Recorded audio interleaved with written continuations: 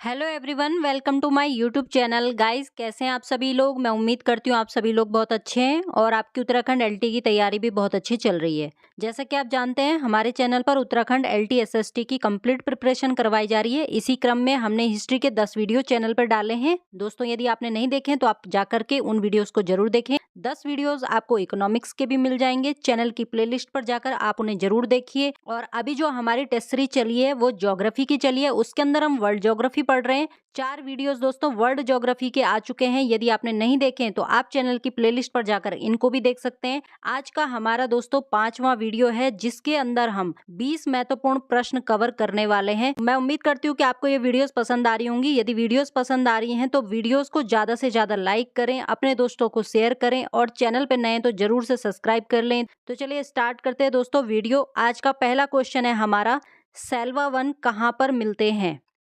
4 option है आपके सामने, विषुवतीय प्रदेश में, मानसूनी प्रदेश में, भूमध्य सागरीय प्रदेश में या फिर टेगा प्रदेश में। काफी महत्वपूर्ण प्रश्न है और एग्जाम में कई बार पूछा जाता है दोस्तों ये क्वेश्चन। तो यहाँ पे हमारा राइट आंसर हो जाएगा ए, विषुवतीय प्रदेशों में। पूरा जो हमारा विश्व है उसको 12 जलवायु प्रदेशों में विभक्त किया गया है। तो अब यहाँ पे आपको ध्यान रखना है, विषुवतीय प्रदेश का एक दूसरा नाम भी होता है जिसे हम कहते हैं भूमध्य रेखीय प्रदेश। ठीक है, भूमध्य रेखीय प्रदेश।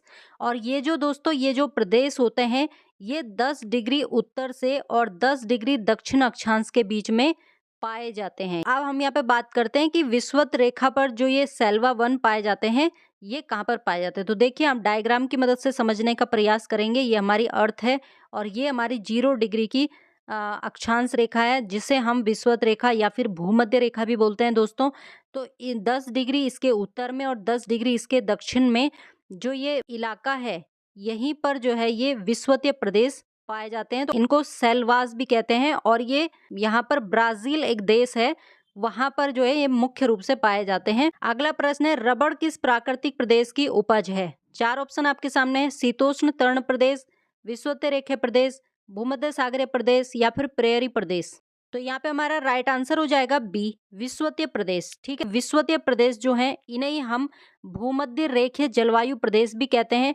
यहाँ पर सदाबहार चौड़ी पत्ती वाले वन पाए जाते हैं, जिनमें मुख्य रूप से महोगनी, सिनकोना, बांस, चंदन, रबड़, बेंत और ताड़, एबोनी और आबनूस जैसे वृक्ष पाए जाते हैं। तो रबड़ जो है दोस्तों ये भी विषुवतीय प्रदेश की उपज है, यानी कि यहाँ पर ये रबड़ के पेड़ पाए जाते हैं। अगला प्रश्न है, किस प्राकृतिक प्रदेश को गर्म पेटी के रूप में भी जाना जाता है। ऑप्शन है विषुवतीय प्रदेश, सवाना प्रदेश, भूमध्य सागरीय प्रदेश या फिर मानसूनी प्रदेश। तो यहाँ पे हमारा राइट आंसर हो जाएगा ए, विषुवतीय प्रदेश। ठीक है, विषुवतीय प्रदेश को ही गर्म पेटी के रूप में भी जानते हैं। इस जलवायु प्रदेश में वर्ष भर जलवायु जो है समान और तापमान वर्ष भर ऊंचा और उच्च वर्षा जो है यहाँ पर पाई जाती है। इस प्रदेश का औसत वार्षिक तापांतर 27 डिग्री सेंटीग्रेड तक होता है। इस प्रदेश में वर्ष भर आर्द्र मौसम रहता है। यहाँ पर शीत ऋतु नहीं होती है। यहाँ पर रात को ही यहाँ पर शीत ऋतु कहा जाता है। इस प्रदेश में वर्ष भर सामान्य प्रकार की वर्षा होती है। तो आपको ध्यान रखना है कि गर्म पेटी के नाम से विषुवतीय प्रदेश या फिर भूमध्य रेखीय प्रदेश को भी जाना जाता है। अगला प्रश्न है, विषुवतीय प्रदेश में वर्ष भर तापमान उच्च रहता है क्योंकि इस प्रदेश में समुद्री हवाएं प्रवाहित होती हैं। विषुवत रेखा के दोनों ओर विस्तार है, जिससे सूर्य वर्ष भर सीधा चमकता है, जिससे तापमान ऊंचा रहता है। इस प्रदेश में गर्म आंधियां चलती हैं जो तापमान को उच्च कर देती हैं। उपरोक्त में से कोई भी नहीं। तो यहाँ पे राइट आंसर हो जाएगा दोस्तों हमारा बी, विषुवत रेखा के दोनों ओर विस्तार है, जिससे सूर्य वर्ष भर सीधा चमकता है, जिससे तापमान ऊंचा बना रहता है। तो ये यहाँ पे हमारा बी जो है वो राइट आंसर होगा। अब यहाँ पे हम डायग्राम की मदद से समझ लेते हैं। देखिए, ये हमारी अर्थ है और ये 0 डिग्री रेखा है जिसको हम भूमध्य रेखा कहते हैं दोस्तों। और 10 डिग्री उत्तर और 10 डिग्री दक्षिण में इस इलाके में हमारे ये विषुवतीय वन पाए जाते हैं। ये हमारा सन है और जो सन की जो किरणें हैं वो यहाँ पर बिल्कुल सीधी पड़ती हैं। बिल्कुल सीधी पड़ेंगी तो जाहिर सी बात है यहाँ पे गर्मी ज्यादा होगी। अगला प्रश्न है, विषुवतीय प्रदेश के निवासियों को अमेजन में रेड इंडियन, श्रीलंका में बेधा और न्यू गिनी में पापुआ कहा जाता है। इनको कांगो बेसिन में क्या कहेंगे। पिग्मी, पूनन, सेमांग, सकाई। तो यहाँ पे हमारा राइट आंसर हो जाएगा ए, पिग्मी। अगला प्रश्न है हमारा, बागानी कृषि की दृष्टि से सर्वाधिक महत्वपूर्ण प्राकृतिक प्रदेश कौन सा है? ऑप्शन है भूमध्य सागरीय प्रदेश, विषुवतीय प्रदेश, मानसूनी प्रदेश या फिर सवाना प्रदेश। तो यहाँ पे हमारा राइट आंसर हो जाएगा बी, विषुवतीय प्रदेश। अगला प्रश्न है, विषुवतीय प्रदेश में बागानी कृषि की दृष्टि से महत्वपूर्ण है कांगो बेसिन, अमेजन बेसिन, मध्य अमेरिका या फिर दक्षिण पूर्वी एशिया। तो दोस्तों यहाँ पे हमारा राइट आंसर हो जाएगा डी, दक्षिण पूर्वी एशिया। अब बात करें अगर विषुवतीय प्रदेश की, तो इनको हम भूमध्य रेखीय प्रदेश भी बोलते हैं। इन प्रदेशों में सदाबहार वन पाए जाते हैं। ये भले ही आर्थिक दृष्टि से महत्व ना रखते हों, लेकिन पारिस्थितिकी महत्व इनका बहुत ज़्यादा होता है। यहाँ पर भारी जैव विविधता भी पाई जाती है और इसी वजह से यहाँ पर बागानी कृषि की जो दशाएं हैं वो काफ़ी अनुकूल यहाँ पर पाई जाती हैं। अगला प्रश्न है, विषुवतीय प्रदेश में घनी जनसंख्या नहीं मिलने का कारण क्या है? ऑप्शन है खनिज भंडार का अभाव, पर्वतीय भूमि की अधिकता, उपयुक्त जलवायु का अभाव या हाथियों की अधिकता।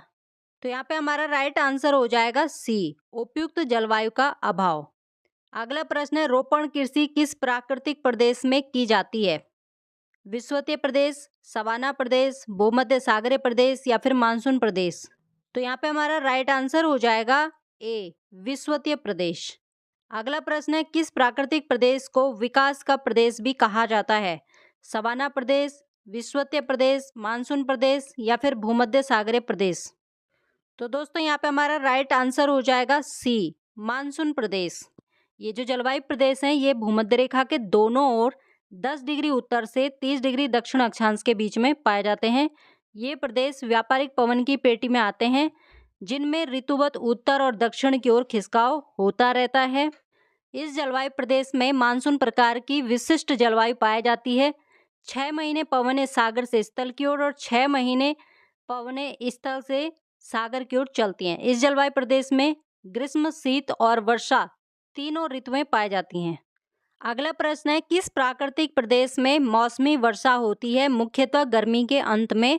ऑप्शन है हमारे भूमध्य सागरीय प्रदेश, मानसूनी प्रदेश, विषुवतीय प्रदेश या फिर प्रेयरी प्रदेश। तो यहाँ पे हमारा राइट आंसर हो जाएगा बी, मानसूनी प्रदेश। मानसूनी प्रदेश की बात करें तो इनको उष्ण मानसून प्रदेश भी बोलते हैं। ये 10 डिग्री उत्तर से 30 डिग्री दक्षिण अक्षांश के बीच में पाए जाते हैं और ये जो प्रदेश हैं ये व्यापारिक पवन की पेटी में स्थित हैं। इस जलवायु प्रदेश में मानसून प्रकार की विशिष्ट जलवायु पाई जाती है। 6 महीने जो पवनें हैं वो सागर से स्थल की ओर और 6 महीने पवनें स्थल से सागर की ओर को चलती हैं। और इस जलवायु प्रदेश में ग्रीष्म, शीत और वर्षा तीनों ऋतुएं पाई जाती हैं। और यहाँ पर जो अधिकतर वर्षा होती है दोस्तों ये गर्मी के टाइम में होती है। ठीक है, गर्मियों के टाइम में यहाँ पर ज्यादातर वर्षा होती है। अगला प्रश्न है हमारा, ग्रीष्मकालीन वर्षा का प्रदेश है मानसून प्रदेश, भूमध्य सागरीय प्रदेश, विषुवतीय प्रदेश या फिर पश्चिमी यूरोपीय प्रदेश। तो दोस्तों यहाँ पे हमारा राइट आंसर हो जाएगा ए, मानसून प्रदेश। मानसून प्रदेश को ही ग्रीष्मकालीन वर्षा का प्रदेश भी कहते हैं। इस प्रदेश में तीनों ऋतुएं पाई जाती हैं, ग्रीष्म ऋतु भी पाई जाती है, शीत ऋतु भी पाई जाती है और वर्षा ऋतु भी पाई जाती है। और यहाँ पर जो अधिकतर वर्षा होती है वो ग्रीष्म ऋतु में ही होती है। अगला प्रश्न है, विश्व में सबसे अधिक वर्षा का स्थान किस प्राकृतिक प्रदेश में स्थित है? विषुवतीय प्रदेश में, मानसून प्रदेश में, शीतोष्ण तृण प्रदेश में या फिर पश्चिम यूरोपीय प्रदेश में। बी हो जाएगा हमारे यहाँ पे राइट आंसर, मानसून प्रदेश में। सबसे अधिक वर्षा का जो स्थान है वो किस प्राकृतिक प्रदेश में स्थित है? मानसून प्रदेश में। अगला प्रश्न है हमारा, दक्षिण पूर्वी एशिया के अधिकांश देश किस प्राकृतिक प्रदेश के अंदर आते हैं? शीतोष्ण कटिबंधीय तृण प्रदेश, मानसून प्रदेश, उष्ण मरुस्थलीय प्रदेश या फिर सवाना प्रदेश। तो यहाँ पे हमारा राइट आंसर हो जाएगा बी, मानसून प्रदेश। अगला प्रश्न है, किस देश में मानसून प्रदेश का विस्तार नहीं पाया जाता? ऑस्ट्रेलिया, मेडागास्कर, फिलीपींस या फिर मलेशिया। तो यहाँ पे हमारा राइट आंसर क्या होगा? डी हो जाएगा हमारे यहाँ पे राइट आंसर, मलेशिया। अगला प्रश्न है, मानसूनी प्रदेश को कहा जाता है वृद्धिशील प्रदेश, उद्यमशील प्रदेश, क्षीण कारक प्रदेश या अवरुद्ध विकास का देश। तो यहाँ पे हमारा राइट आंसर हो जाएगा ए, वृद्धिशील प्रदेश या फिर विकास का प्रदेश भी कहा जाता है इसको, मानसून प्रदेश को। अगला प्रश्न है हमारा, प्राकृतिक प्रदेश को प्रभावित करने वाला सबसे महत्वपूर्ण कारक क्या है? जलवायु, स्थल रूप, मिट्टी या फिर वनस्पति। तो यहाँ पे हमारा राइट आंसर हो जाएगा जलवायु। अगला प्रश्न है, विश्व को प्राकृतिक प्रदेश में बांटने का प्रथम प्रयास किसने किया था? ऑप्शन है हमारे हर्बर्टसन, व्हिटलसी, टेलर या फिर हार्टसोन। तो दोस्तों यहाँ पे हमारा राइट आंसर हो जाएगा हर्बर्टसन। अगला प्रश्न है, हर्बर्टसन के प्राकृतिक प्रदेशों के विभाजन का आधार क्या था? प्राकृतिक वनस्पति, स्थल रूप, जलवायु, वर्षा तथा वनस्पति। तो दोस्तों यहाँ पे हमारा राइट आंसर हो जाएगा सी, जलवायु। हर्बर्टसन ने जलवायु के आधार पर ही प्राकृतिक प्रदेशों को बांटा था। अगला प्रश्न है, किसी प्राकृतिक प्रदेश में समरूपता होती है? जलवायु व प्राकृतिक वनस्पति की, जलवायु और व्यवसाय की, मृदा और जल निकास की, आर्थिक और प्रजातियों की। तो यहाँ पे हमारा राइट आंसर हो जाएगा जलवायु व प्राकृतिक वनस्पति की। अगला प्रश्न है, सामान्यतः विश्व को कितने प्राकृतिक प्रदेशों में विभाजित किया गया है? 8, 10, 11 या फिर 12। तो दोस्तों यहाँ पे हमारा राइट आंसर हो जाएगा 12।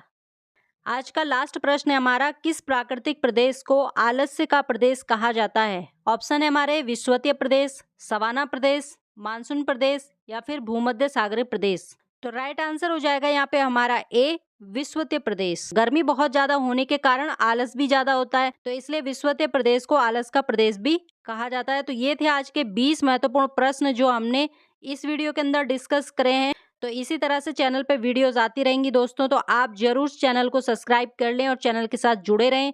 तो मिलते हैं अगली वाली वीडियो में, तब तक के लिए बहुत बहुत धन्यवाद।